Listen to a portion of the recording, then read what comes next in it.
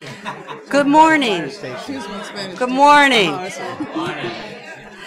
Welcome to the second day of our Summer Institute. I am Joyce Armstrong, the Assistant Director of Old Dominion Center for Learning and Teaching. We are glad that many of you came back for a second day, and those of you who are joining us for the first time, we have a very exciting day planned from now until 4 o'clock. We've got 2 breaks, we have lunch, we have many speakers, so thank you very much for coming back. In this room, we'll be holding the larger sessions, and if you head out the door, right, and then go to your right, you'll find the smaller breakaways sessions. Registration, which most of you still have your name tags on, which is very good, was in the North Cafeteria, and it will continue. If you did not have the opportunity to check in for today, please do so. The evaluation forms for this morning's session is in your padfolio, so you'll be set with that. And don't forget to hand them in when you leave, so you will be eligible for the door prizes at the end of the day. And for the evaluations, you do have to be present to win. And the person who won the iPad yesterday, is that person here? No, they disappeared. They got what they really wanted. The vendor passport, which was in your folder, please be certain you have that initialed by the vendors, and you will be in the drawing for something there. And that one you do not have to be present to win. Please remember, no video recording during our sessions. And again, the breakout sessions are in the River Room.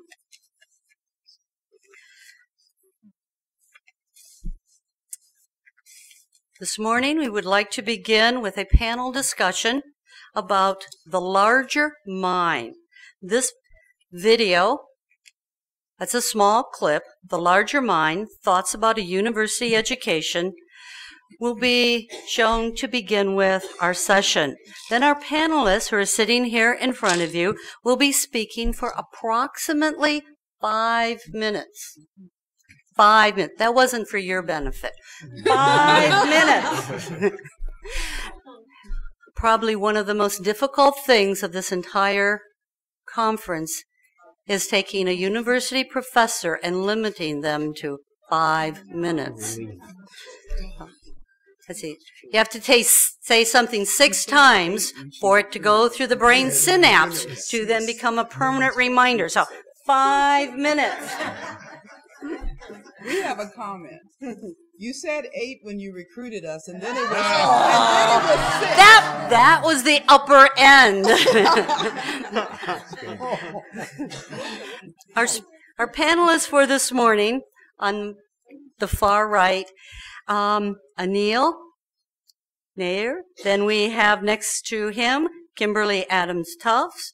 Then we have Tim Siebels, which you'll see quite a bit about in the video. We haven't started it yet. On this side, we have Garrett McCullough and then David Basco. I think I mixed those up, didn't I? Yes. Yes, I did mix those up. I apologize. Now, to begin, we have our video. And according to all the technologists in the room, this will be very simple for me to do. The Larger Mind, Thoughts About a University Education, and we will begin. Being a college-educated person involves being, I guess, a larger mind rather than a smaller mind.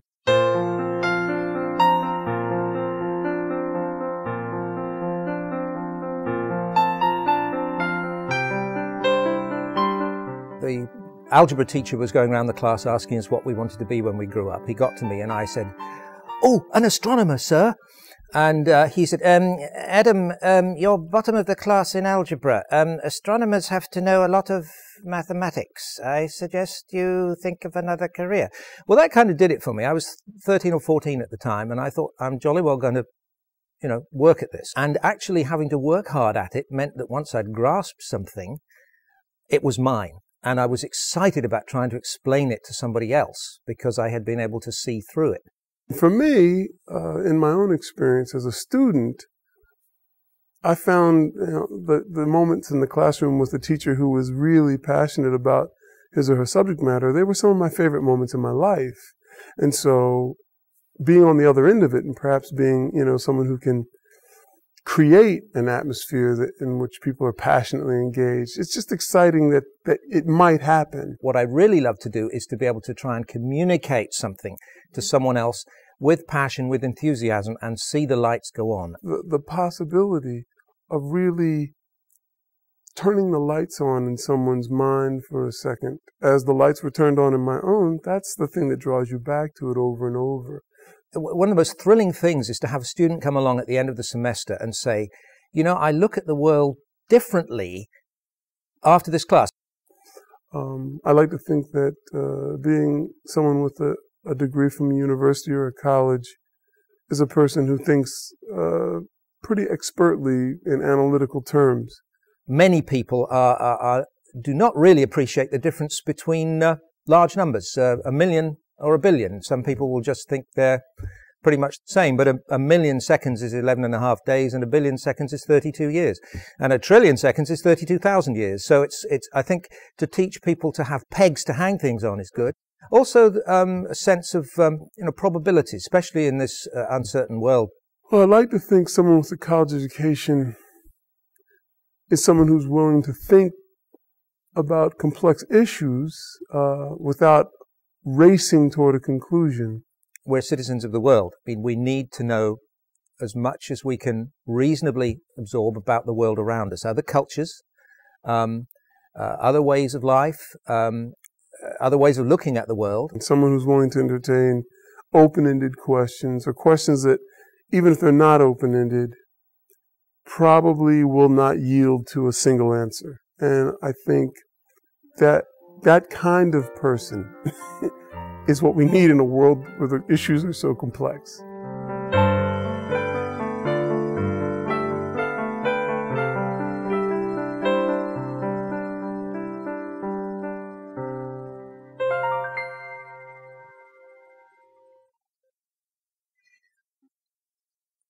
We will have a short presentation by each panelist, and we'll start at the far end with Anil. You can speak directly into the microphones, or if you wish, you could come to the podium. I'll speak from here. So let me just start off by saying I completely agree with everything that was shown in the video. I'm from the business school, and I particularly liked what Tim said about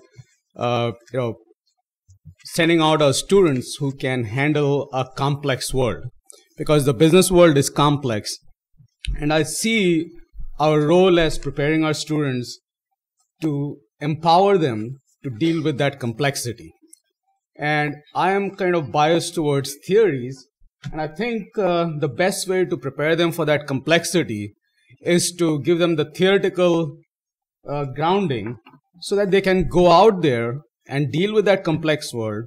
And also, as that world changes, they are able to generate their own theories to deal with that complexity and derive their own solutions to those problems in that complex world. So that's the first part. The second part was what John was saying about the light bulb moment, the aha moment. And I've been thinking about that for a while now, ever since I received this invitation, because I never myself thought about my classes as, sessions in which there would be light bulb moments. So it was a light bulb moment, an aha moment for myself to think about my classes as providing an opportunity where you could get that light bulb moment. I was thinking, what prevents us from generating those light bulb moments? And what is actually an aha moment? Is it the same for everyone?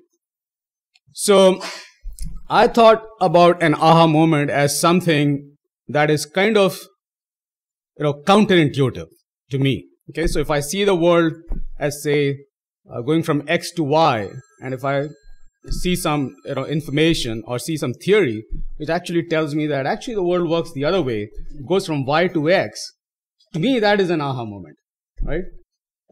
But then I was chatting with my students about this issue, and for them, it seemed like aha moment was different. For them, it could be a moment where they achieve clarity about a concept, a concept that was very difficult to comprehend, and the instructor is able to explain it in a way that they can understand it in a real clear manner. To them, that was an aha moment. So I think we need to think about, what is that light bulb moment itself? Okay. Then I was thinking, okay, what prevents us from creating these kind of light bulb moments in our classroom? And I could think of many reasons why this could happen. Now, one, and I think this happens to me a lot, we kind of get into a rut. Okay. We teach the same thing, and quite often, same courses, and quite often we kind of get so comfortable with the material that we are dealing with that we don't think that the person who's seeing it for the first time may actually have issues, and we need to kind of deal with it in a way that it is interesting for them. So I think, that is one of the problems we have that prevents us as instructors from generating this aha moment in a class. The second is, and this goes back to the video, the passion that the instructor brings to the classroom. And I think what happens many times is that we are so passionate about what we are teaching that if someone who is approaching that material without a similar level of passion, we kind of dismiss them. We think you cannot be reformed, you cannot be, we cannot treat you. I mean, you have a problem. Why don't you see this? It is obvious to me that this is the ultimate truth. And if you don't get it, maybe there's something wrong with you. So you kind of, you give up on those kind of students. So I think that is the second problem. So I was, as I reacted to this video, I was thinking of the many bottlenecks that comes to our creating these aha moments or the light bulb moments. And of course, I'm looking at mainly from the instructor's point of view, because most of us are instructors, and the teaching process involves the student as well. So one can look at what are some of the bottlenecks on the part of the student that prevents them from having those aha moments. What is the problem in the context in which this learning is happening, which prevents the students from having or achieving these light bulb moments. So I thought, these videos were really provocative. I thought Tim and John, they raised some questions that, at least as far as I was concerned, were light bulb moments for me, because I was just thinking about it, because I'd never thought about these issues in this manner. So I was thinking that, how do we go about creating these light bulb moments? And I think one has to kind of design it into the course. Like each session, one has to plan it in a way that where there is a potential for a light bulb moment, and you kind of get to that point and maybe pause and kind of make sure that those light bulb moments occur at that particular moment. So, I feel that this is just opening a whole new world where we need to understand, and maybe those who do research in education perhaps can get into this. So two major questions as far as I'm concerned. What I'm getting out of this is, yes, we need to empower our students as they go through the learning process so that they can go out and deal with a complex world, as Tim said, and are a little skeptical, especially those of us who are in the business school. I think many of our graduates go out there and become overconfident. I think a little bit of skepticism would perhaps make them a little more cautious as they make decisions and prevent the kind of crises that we have had. So skepticism in dealing with a complex world, empowering them to kind of devise solutions to the problems in that complex world. So that's one part. And I think that can be achieved by having these series of aha moments or light bulb moments through the coursework. And I think that we need to design into our coursework, because, as I said, we can very much get into this kind of a routine where we take things for granted and we are not trying to think about the potential for those aha moments. So I think that comes with passion, and that also comes from a realization that there are our students are seeing this material for the first time. So we need to be putting ourselves in their shoes and trying to think of possibilities where those aha moments can happen. Thank you. Okay. Kimberly. Yes, those aha moments. And it's really interesting to me that, in particular, as from a teaching perspective, I've had many aha moments, but as you said, O'Neill, sometimes I get into a rut. Mm-hmm. So I was able to achieve that again yesterday morning with some of the things that Tara Gray said. And I thought, step back, take time, reinvent, move forth, recreate the vision. And I got a teaching award, a major teaching award, my first year after I finished my doctorate about 15 years ago. And my aha moment soon after was, I wasn't a good teacher. So why did I get a teaching award, the top teaching award in the institution? Someone came to campus, and Stephen Songfield came to campus, and he talked about charismatic demonstration versus teaching. And the reason I won my aha moment was that I won the teaching award because I was a charismatic demonstrator. I was a goddess. I come from the College of Health Sciences. I was a goddess in clinical practice, and I could walk in any room and make you see how great I was and how much I knew. And so the students were awed, but that didn't mean that they necessarily learned. I felt they learned, but they didn't learn as well as they could have learned. And so I had to step back, post that aha moment, sitting there, filling in the globe. Wow, I'm getting ready to get this award. And I'm not a good teacher. And so I had to learn that teaching is a partnership. It's a teaching-learning partnership, and it's not teaching teacher-centered. If it's teacher-centered, then I've got a problem. It's a learned art, and that I'm a facilitator of learning. I don't cover anything.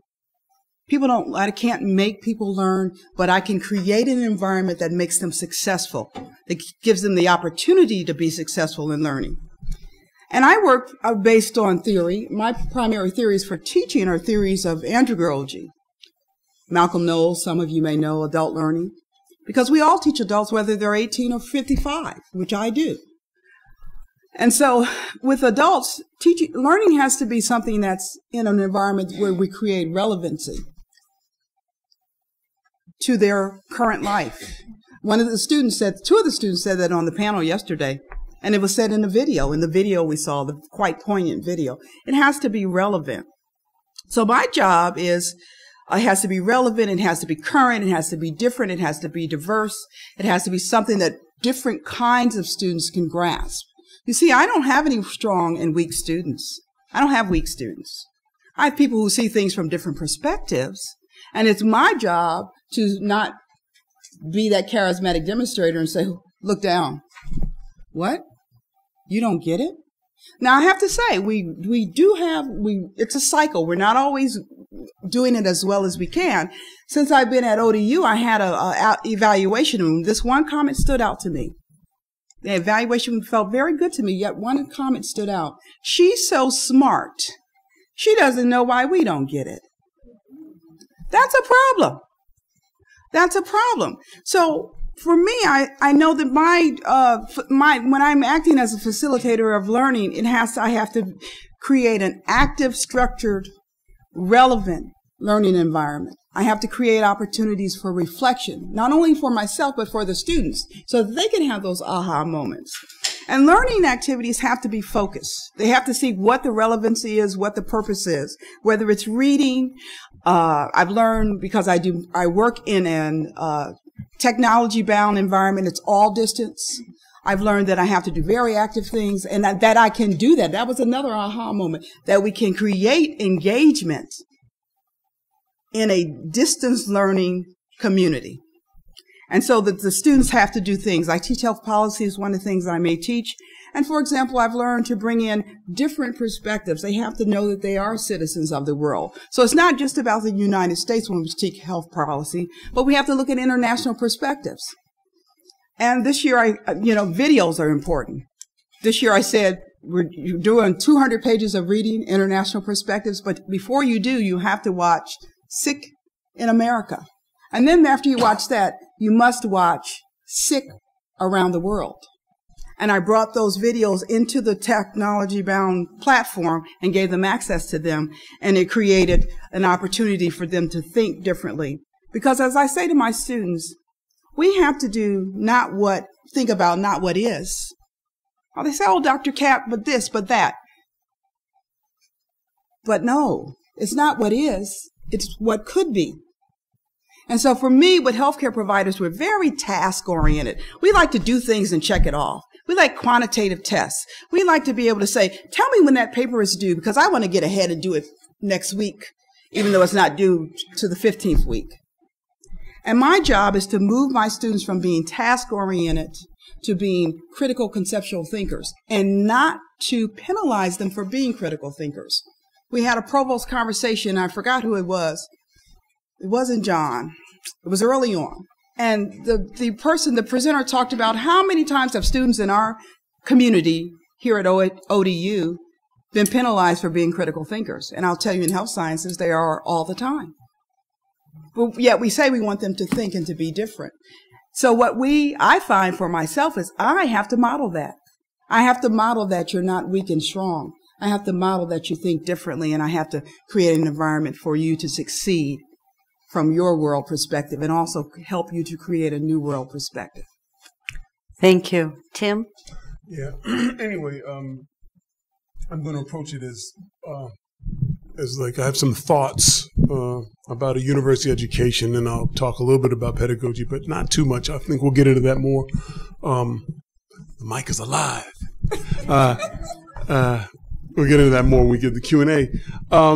I think the first thing about being educated at the university level is that you begin to get a chance to sink your head and your heart into the sanctity and significance of language as the centerpiece of human culture. I think I never thought about that like this in that way until I got to college. I mean, you write compositions and you do this and that, but you don't realize that if you subtract language, human beings are not human anymore. That's one of the first things that that I've come to realize about a university education, that it's language, whatever language, all languages, human culture is built out of language. And then the idea, which is one of my favorite things as a student, was the chance to try on new ideas. I mean, we have a relatively narrow focus as high school students. I mean, you're trying to be an athlete, or you're trying to get the good-looking girl, the good-looking guy, or you're just trying to get, make it into college or something. But when you get there, then you get to try on all kinds of different ideas. And I think that was something that I took, well, probably the thing that most changed my life, actually, the chance to think differently than I had been taught or brought up to think. And then, in following up on that, the idea of sharpening your sense of the world. I think in high school and the secondary world, your sense of life is relatively small. I mean, you just don't have any idea how large this life, I mean, even the country, let alone the globe, but you don't have any idea how diverse, how much is going on out there. You just don't know.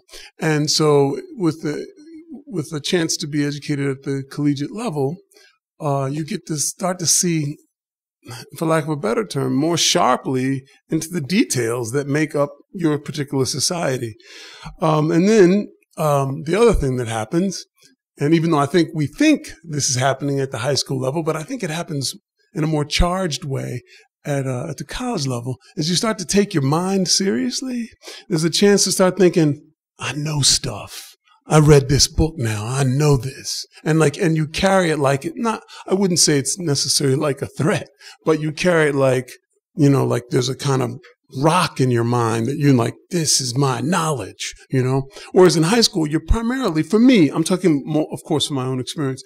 So often I was trying to pass the test, get the good grade, write what I think the teacher will most be pleased about, so on and so forth. It was in college when I started thinking, I know stuff. I see things this way or that way, even though in most cases as an undergraduate, you're profoundly, a bonehead still, but you start to think that maybe you can take your mind seriously in that. It may yield something that's of great value, however delusional it may be at times. But that's important though, right?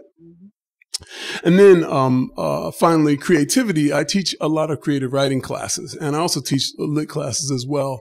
But the idea that students will begin, and this was a thrill for me because I didn't get this opportunity, well, maybe once or twice in my primary and secondary education, to just someone say, well, you write it. What do you think? And just have your own idea about things. In poems, I'm a poet primarily, but I love all literature and all kinds of writing, truthfully. But the idea that you could begin with an idea or a feeling or an insight and go wherever that thing seemed to drive you.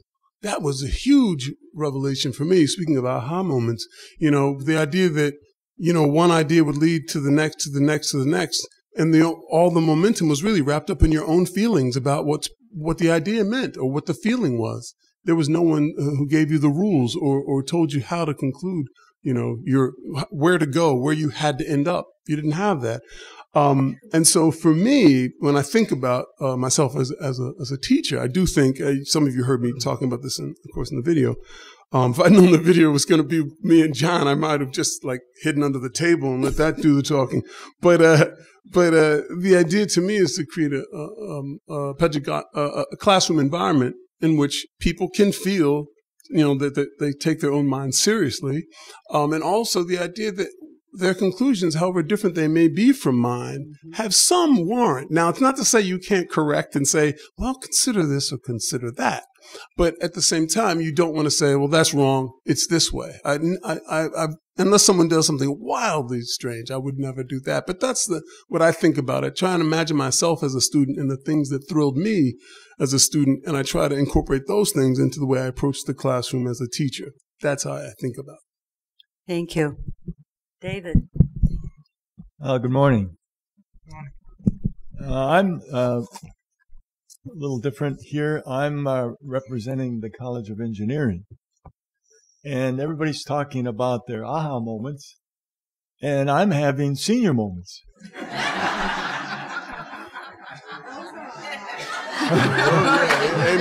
They are aha moments. And I represent the oldest profession of all engineering, civil engineering. In fact, I always say, we're the second oldest profession. And that always gets a little interest.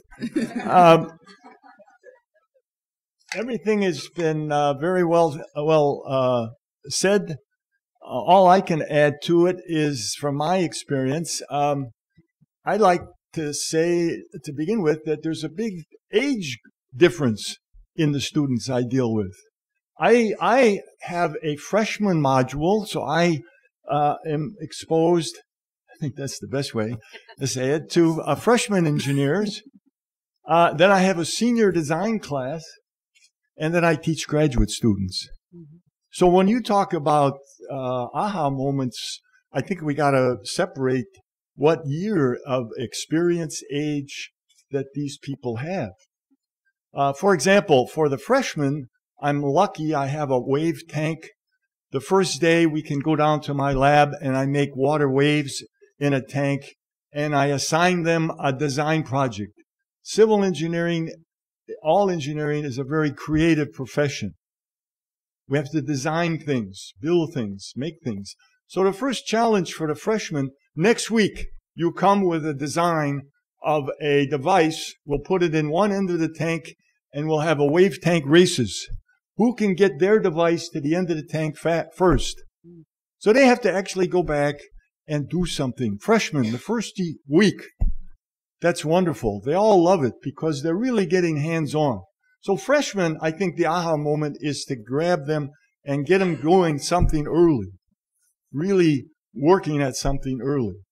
The seniors, now they were supposed to have a lot of experience, so we always have a senior design project as a team where there's no lectures, there's no exams, there's no homework. They all come together and we pick a project. For example, a few years ago, we enlarged Foreman Field. We had a design project to go from 20,000 to 30,000 seats, and I see that, that's in the news again. Well, these students, all of a sudden, they're responsible for their project.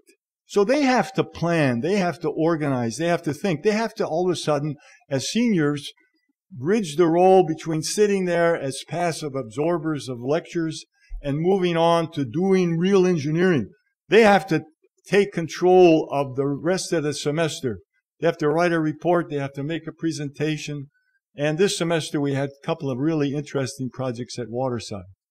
So that's seniors. That's a whole nother world of aha moments, in that all of a sudden their aha moment is, like the freshman was, oh, I got to come up with something for next week.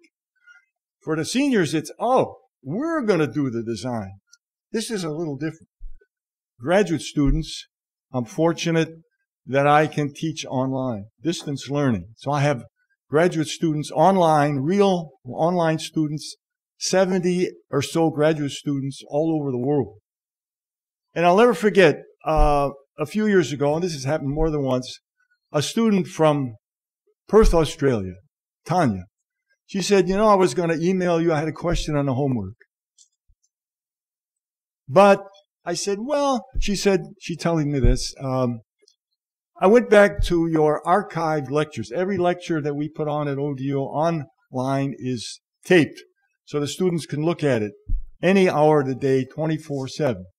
She looked at the lecture. She looked at one little part of the lecture back, and she said she looked at that part 2 or 3 times to figure out, aha, she figured out how to do her homework herself. To me, that was a wonderful aha moment for me in terms of the value of our distance learning. So I think the big thing I have learned is that education is a lifelong learning. What's the last word? A lifelong learning process or activity or something. And to me, the biggest word that John and Tim said in the video is enthusiasm. Come to the subject and enthusiasm, and be enthusiastic about what you do, and I'm sure the students will benefit from it. Thank you. Thank you. Garrett.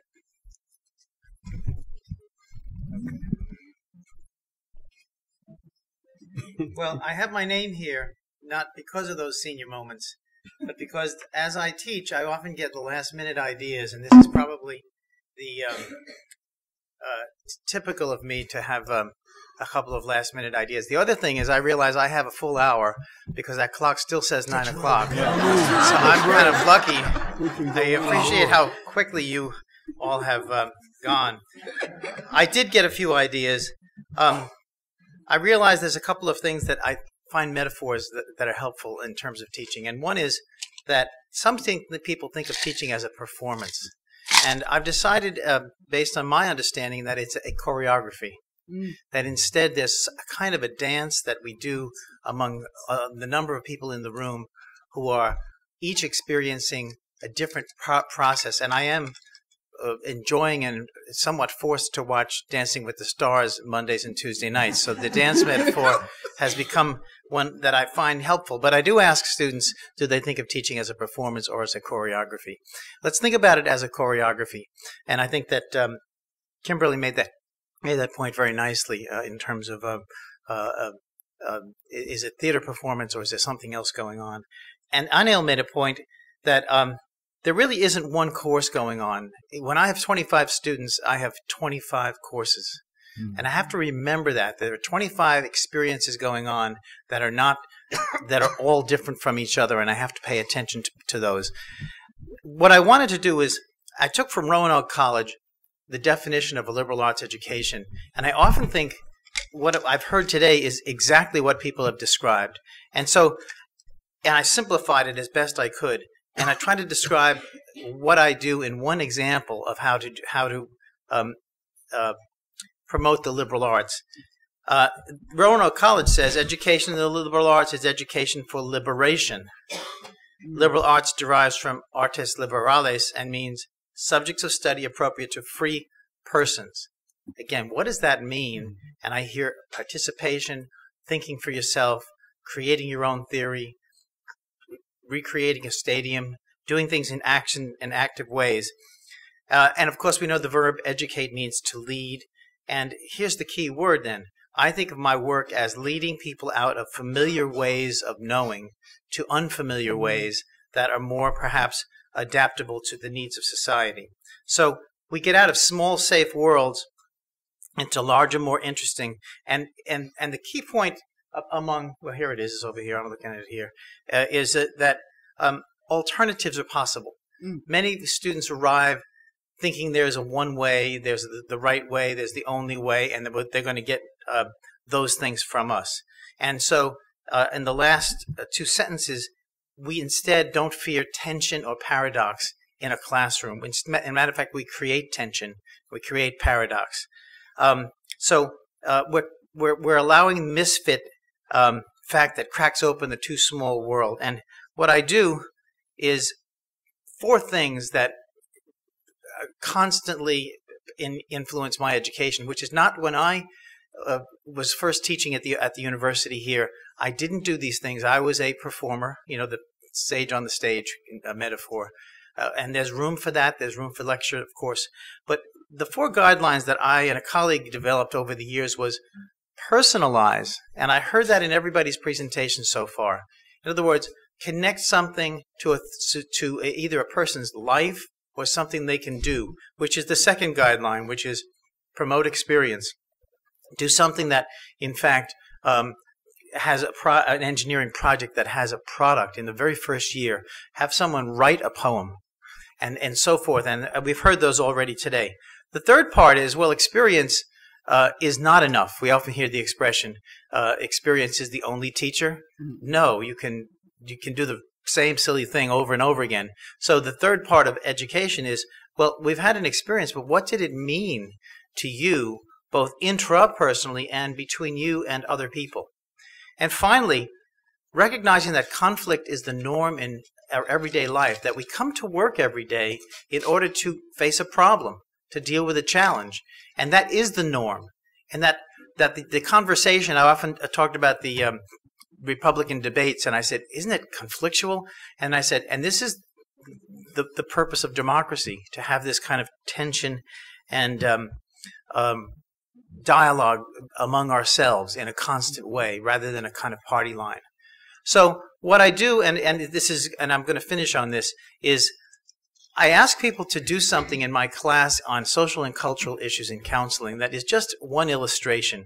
I think of the liberal arts education as helping us become less ethnocentric, less class-centric, less religiocentric, and instead ask people to do what I call self-authorizing their cultures. And to just simply, I ask students, how much are they the authors of their lives, of their way of being in the daily life that they live? And I'm not going to read, this is called Too Much on PowerPoint. And what I take it from is from having been an English major and gotten traded to the counseling field years ago, I give myself a little bit of chance to get back to where I once belonged. And I take Walt Whitman, also reminding people that the 19th century had something to offer in terms of thinking. And Walt Whitman, in his Leaves of Grass, had one quote that I thought really I can turn into an activity, which is, re-examine all you have been told at school or religion or at home or in any book. Dismiss what insults your own soul, and your flesh shall be a great poem. This is why my parents didn't want to send me to college, because it was what happened. And what I instead do is ask students to author their own lives, to become the kind of a professional is a person who works for him or herself. We all have bosses. Our students are our bosses. Our department chairs are our bosses. Our directors are our bosses. But we are, in a sense, self-directed professionals. We make decisions without someone telling us what to do. So what I do, and I'm going to end with this, is I ask students, do their cultures have them, or do they have their cultures? And that's just a little flip metaphor. It's not my original. And to do that, I ask them to do 4 steps. What did you inherit about how to think, about how to behave, about how to feel or express feelings? And I ask them to go through the classic examples of Walt Whitman, home, religion, school. And then I ask them, what's up for questioning? And I ask people, and this is my subversive part, which is name an opposite view. Name an alternative. Name one that's contrary to the one that you were raised with. Not asking them to reject what they were taught, to reject the content, but I'm asking them to reject the idea that I was just raised that way and that's why I am who I am. Step 2, alternative behavior. Step 3 is, what do you think now? And how did you come to that? And some people say, I just was told that's the way things are. And in each of the areas that I've challenged them on, I've asked them to decide for themselves. And in the process of taking my course, I asked them to experience alternate perspectives. And someone in the class, who's here today, was in my class. Where is she now? And so you've been through this. And it's kind of shocking. On the other hand, it's kind of liberating. And what we also try to do is say, you can reclaim your religion of origin. You can reclaim the politics of origin, but you can do it on your own terms. And so now, don't take for granted step 1, what I was raised with, but in fact, go through a process, read, ask, discuss, journal, challenge yourself, meet bridge people in your life who can help you transition to other ways of living, and after a period of study, decide what is your self-authorized choice about how to live and what to do in terms of making the world a better place, which is the purpose of all of our educations. Thank you.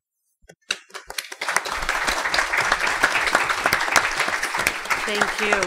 We do have a few minutes for question and answers, and we have a microphone up here. You can get rid of that stuff. Get rid of that.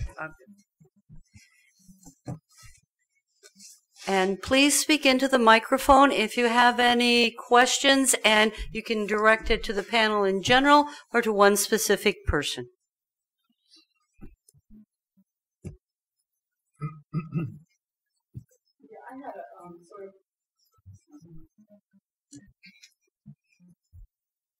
You hear me? Oh, yes.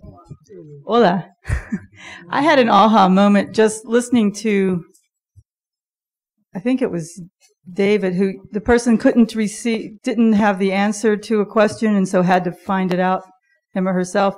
And I was wondering, it dawned on me with all the technology and the access that we have, or that our students have to us and to instant answers, if we're not preventing them from having these aha moments on their own. It's just a thought. I don't know. It's frustrating because, we're sort of not pushed, but encouraged, to include technology and to use all this technology. And I wonder if sometimes it's not preventing that development of these moments that we want them all to have. Kimberly? Well, Senora Minguez, she was my teacher. Yes, I've had lots of aha moments in her class. And I would have to say that you set up limits in the classroom, and so we did not get a sense that you were always available to us 24/7. And so if we had any small issue that or barrier or challenge, we felt we didn't have to traverse it or try to traverse it ourselves. Let's contact Senora Minguez. And so what I found in a 24/7 world of teaching in technology, that yes, we do have to set some limits, not just for creating a balance for the students and ourselves, but also for allowing for time for reflection, thinking, and problem solving. And so if you say that, I say to my students, most of my students are clinicians who are master's prepared and then they're doctorally prepared. When we are in practice, we don't go home after we've been out of practice a few years. We don't go home every night and read the books all night about every case we saw that day and talk to all the patients and clients all night long. Yet sometimes we do. There's an exception. You'll say, here's my number. I'm concerned about your case. Call me at home. Yet the students in a 24/7 technology-bound environment think that the instructor should be available day, night, weekend. And early on, that's what I did, constantly. Yet I found out that it wasn't benefiting me, and it also didn't benefit my students. If they're master's prepared and now doctorally prepared, I'm not allowing them to take the time for their own problem solving. And there was a growth and transition period for myself and for the students, and I think that I didn't actually have an aha moment, but I guess that's what it was in the back of my mind, Senora Minguez. And the students now appreciate it. I have some colleagues in the room, they did the same thing at Duquesne. I see them shaking their head, and they found out it helped. Did you want to add anything to the comments? Well, I would only say that regarding having students discover things for themselves, I mean, anytime they have an open-ended assignment where they can't look up the answer, they're obliged to do that. It's particularly in creative writing, and I'm sure, like my man Dave and the assignment about who can get from this point to that point faster, that you can't look that up. You got to figure it out on your own. So I think to the extent that we can give them open-ended assignments, they're going to be obliged to think for themselves. We have a question over here.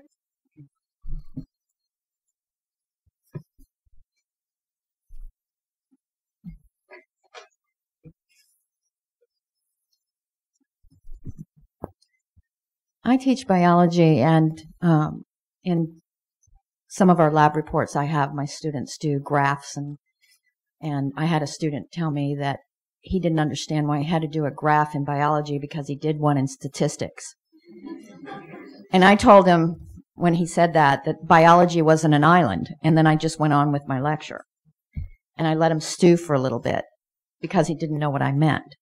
So at the end of class, I went up to him and I said that education is meant to be used. It doesn't matter which class that you're in.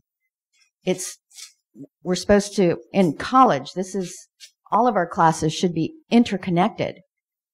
By learning something in engineering or in creative writing or, in any of our courses, it is supposed to enlarge the mind, as the topic is supposed to be, so that we can apply those across the board, so that I can read and write and do graphs and appreciate poetry and art. I'm sure some of the students, or why do I have to take biology? I'm an English major. Why do I have to take art? I'm an engineer. And so when we're looking at the larger mind, I think that we all have to realize that we are connected, every single one of us, and our students are connected because they're in your class or my class and my colleague's class, and they need to know that even though I'm teaching biology, that I can touch on health, I can touch on poetry, I can touch on engineering, I can touch on English and math, and have them use those skills in a larger scale.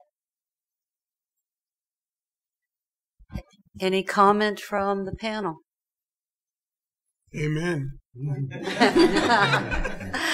Are there any other questions we have for our panelists? Looks like a class that meets at 9 o'clock in the morning. No one wants to ask any questions. One over here. I really enjoyed everyone talking about their aha moments when teachers learn. It's a really important thing. And hearing that from everyone is important for all of us to hear, because it gets at that distinction. I love that distinction, Kimberly, of not right, wrong, but different, and how do we facilitate that? What this discussion is starting to get me thinking of, so how many of you have heard the slow food movement? Yes. Slow food movement. Lately I've been hearing whispers of people making distinction between fast learning and slow learning. And what's interesting to me is that I think because of the cultural setup with the technologies that we have in social networking, that like just as much as how do I facilitate this that meets the need of one student, and this is part of getting at that comment of how do I facilitate, I'm not going to answer that email for a while. They need a slow learning moment. But what then becomes, I think, the interesting challenge is we recognize this, and I really like the point of it's not one class, it's a class 25. I guess I'm asking the practical question of how do we juggle all of this? I mean, to literally distinguish between, okay, you're at this moment and you're having this experience, and right now you need a fast response or you need a slow response. And I don't think there is any one easy answer, but if you all have tips that you'd like to share, I'm sure the rest of us would love hearing them. I'll just quickly respond. This is discipline related, I think, in many ways.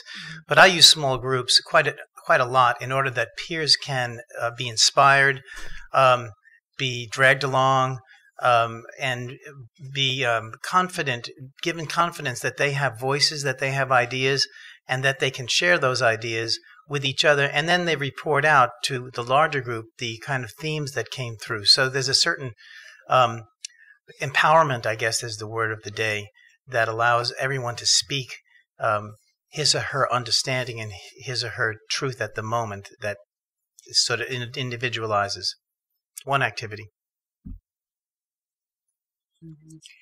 We have time for one more question. I would follow up on what Garrett said, and to my lady over there.